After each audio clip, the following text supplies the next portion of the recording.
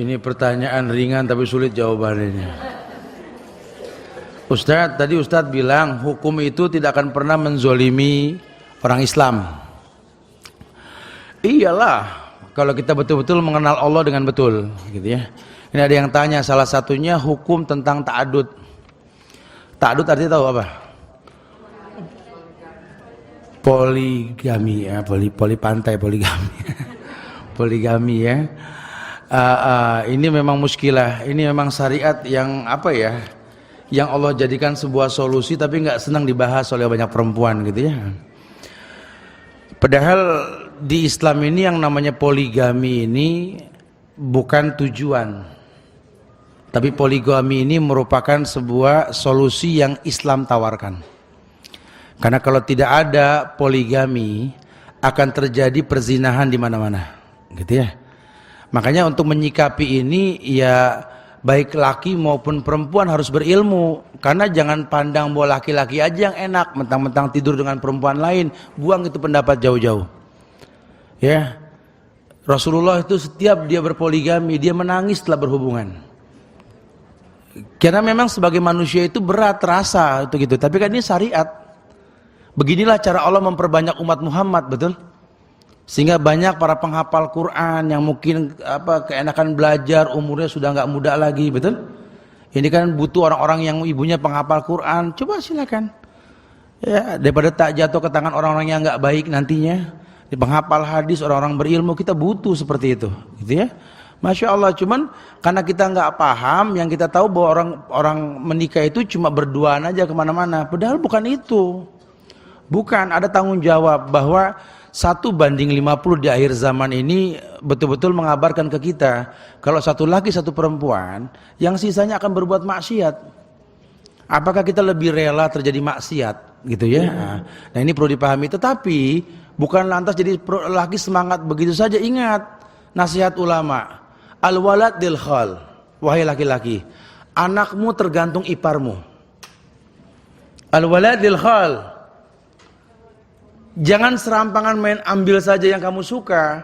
Kalau kamu meninggal, anakmu di tangan siapa? Siapa yang berhak ngasih nafkah? Iparmu. Siapa iparmu? Bagaimana agamanya? Ini kan kadang-kadang kan dia mau alaptat, kesian tat, anak nikah, foto kalau bisa didik silakan. Tapi kan saudaranya non muslim. Kalau kamu meninggal, anakmu di tangan siapa nanti? Perlu dipikirkan panjang-panjang gitu ya. Kecuali yang dia cari orang berilmu, ahlul Quran, ahli hadis, masya Allah. Sudah enggak lagi berpikir dunia. Karena kalau kita bicara dunia kita akan bicara fisik, betul? Tapi kalau bicara ilmu kita bicara ilmu, beda bab nantinya. Ya, tidak ada yang mengabarkan cantiknya Asma, cantiknya Fatimah. Ya, cantiknya beberapa sahabiat yang lain, tapi ilmu. Betapa Abu Thalha jatuh cinta kepada Rumaisah binti Milhan. Kenapa jatuh cinta? Karena Allah melahirkan penghuni sorga melalui dia, Anas bin Malik. Masya Allah. Jadi orientasinya seperti itu. Atau mungkin dia tahu bahwa dia ini bakal dipimpin sama siapa. Enggak sembarangan dia cari pasangan hidup. Dia tahu sekali bahwa ini yang bakal membimbing dia ke sorga ini bahtera rumah tangga dibawa sama siapa. Lelaki penghafal Quran, ngerti Allah, akhlaknya bagaimana. Apa jangan-jangan modal jambul doang sama pelak mengkilat gitu. Masya Allah. Yang sepatunya kepala buaya gitu. Yang ngomong sampai susah gitu ya, subhanallah. Ini kan muskilah. Direpotkan sama bentuk tubuh, gaya hidup. Allah. Ini sebentar ya akhi, ya ukhti, 60 wa 70. Umur ini sebentar.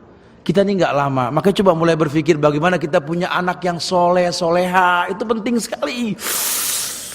Yang ngerti mamahnya ini makin hari makin lemah, bukan makin kuat, gitu ya. Yang tahu bagaimana membimbing ke sorga dan lain sebagainya. Allah akan muliakan dengan kemuliaan yang banyak insyaallah. Ya, wallah musta'an. Jadi mungkin dari situlah nanti kita akan belajar betapa kita harus ridho dengan takdir. Nah, nanti bicara nanti menjalani kita enggak kuat, kita bicara ibadah. Fattaqullaha mastata'tum, bertakwa semampunya. Kalau enggak mampu jangan dipaksakan. Jangan terus yang terzolim tat, lo enggak mampu kok zolim. Kecuali kalau mampu, belaga enggak mampu itu yang zolim. Katanya aku enggak boleh minta cerai, aku enggak kuat, lo enggak sanggup. Kalau enggak sanggup siapa yang mau tanggung jawab? Sampai rusak agamanya, betul? Fattaqullaha mastata'tum. Emang ini pentingnya ilmu di sini. Dan pintu sorga buat laki-laki nggak hanya ta'adud, masih banyak yang lain gitu loh. Coba lawang yang ada aja berantakan, gimana mau cari lagi kan begitu? Ini anak-anak yang ada mana yang berkelas? Tidak ada. Mau banyakin umat Muhammad yang nggak berkelas gitu loh. Perlu dipikirkan tuh ya. Jadi jangan sampai ibadah menjadi sebuah alasan kezoliman. Itu syariat. Perempuan nggak boleh menolak, laki-laki pun nggak boleh memanfaatkan seenaknya. Itu bukan hal yang main-main. Ya fattaqullaha mastata'tum, bertakwalah semampunya. Jadi kalau memang dia orang soleh, orang baik, dan kita yakin dia kenal Allah, dia bisa bimbing kita ke surga, malaish, apalagi urusannya. Betapa singkatnya waktu, wallahu musta'an. Nah.